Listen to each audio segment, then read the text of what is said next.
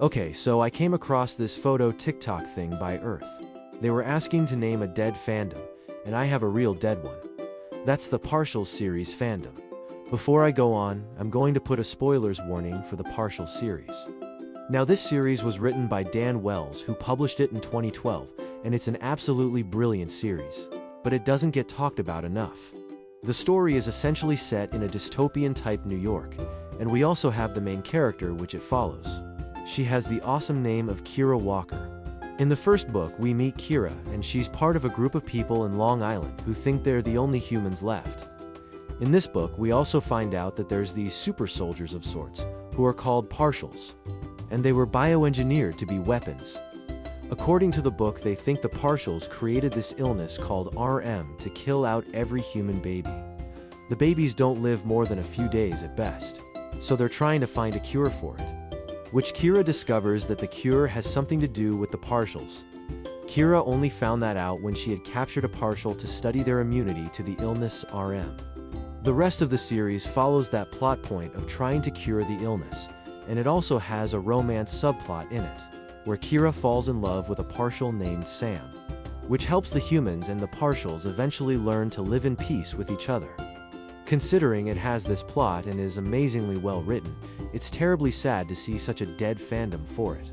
It's genuinely a great book series, so if you have time to go read it, I totally recommend doing so.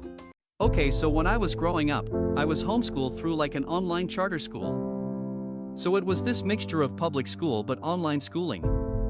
And my parents at the time used the program of K-12, which contracts out to certain schools. In my area, K-12 contracted out to a school called Oregon Virtual Academy. However, for the past few days I've been applying for college, as well as for financial aid. And when I submitted my application for college, I couldn't find my high school, which was Oregon Virtual Academy. So I just put on my application I couldn't find my high school. Then, when I started applying for the financial aid the next day, I was trying to find my high school because they don't have the I can't find my high school on there. So I type in the name of the city the school's located in and type in Oregon Virtual Academy. Nothing. The only thing that comes up is Evergreen Virtual Academy. And I'm thinking that can't be right. That's not my school's name. So naturally, I look up the school. It's my school. They changed the school's name. I confirmed this when I found an article outlining in their school newspaper that they were changing their name from Oregon Virtual Academy to Evergreen Virtual Academy. They're even still located in the same building. So now I'm wondering if I need a new diploma because on my diploma it says Oregon Virtual Academy. So when my high school was originally Oregon Virtual Academy, they had a monarch as their school mascot. And I helped pick that out because the entire school had voted on it at a school assembly. It looked like this, by the way. So this logo is very pretty, very nice. You could even call it unique. However, when they changed their name from Oregon Virtual Academy to Evergreen Virtual Academy, they changed their logo or mascot. It's now just these simple-looking evergreen trees, which makes sense because of the name. I just think the monarch butterfly is a more unique mascot, but whatever.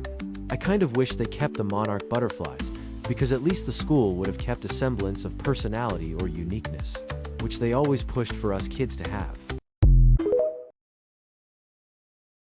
I bring to you today an interruption from your regularly scheduled horror story broadcast. And today I have to tell you the story of how a ladybug broke into my house. So essentially, it's about 10 p.m. or 2200 if you're in any place that's not the United States. At this late hour, I'm chilling in the kitchen, and I'm just minding my own business doing the dishes. I'm currently putting up the clean dishes into the cabinets, like you do. It's a very normal thing to do. And when I go to put up a little glass bowl you use for like nuts or pudding, what do I see when I walk over to the cabinet? A freaking ladybug just crawling all over the cabinet doors. Now, I don't know about anywhere else in the world, but seeing a ladybug in your house isn't very common. Like, I live on the west coast of America in the capital city of my state. This isn't friggin' Australia where you see all kinds of weird bugs in your house.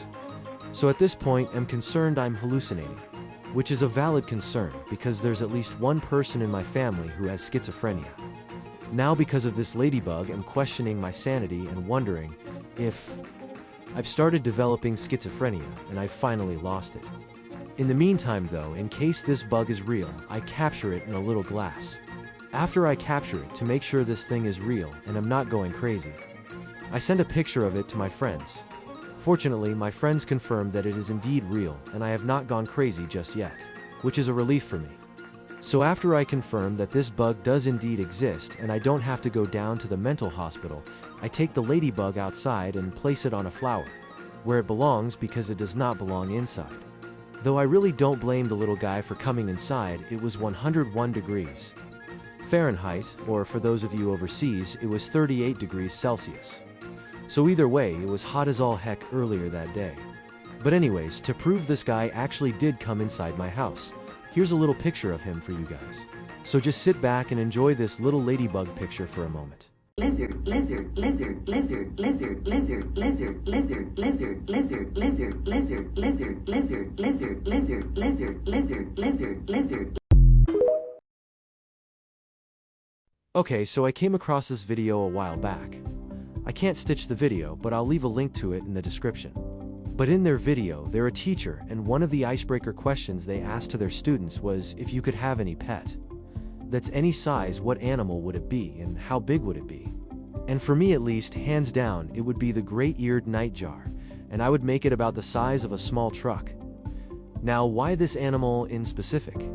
Well, because I don't know if you guys have ever seen the great-eared nightjar, but it looks like a small dragon. I just think it would be really cool if I could fly on its back around town. Because could you imagine how terrifying it would be to look up into the sky and see just a giant great-eared nightjar just flying above you with a human on its back? It'd be great. Then I wouldn't have to drive a car either. I could just fly wherever I wanted to. And I'd have a pet that looked like a dragon too, which would be awesome. I was just thinking to myself, maybe the reason I'm still single is if a guy asked me, what are you wearing? I'd send him grippy socks. Please don't take offense to this, but honestly, you look like a lesbian. A vampire lesbian in specific. Have you ever thought that might be why you're still single? Because I might be a woman, but I'd date you. You should redirect attention to those roots and those split ends. I might get hate from this, but girl, I have to tell you this. Whatever you got going on here in this video scares me more than any horror video I've ever seen on TikTok. That's just me though. I think it's the weird mouth movements that's giving uncanny valley vibes.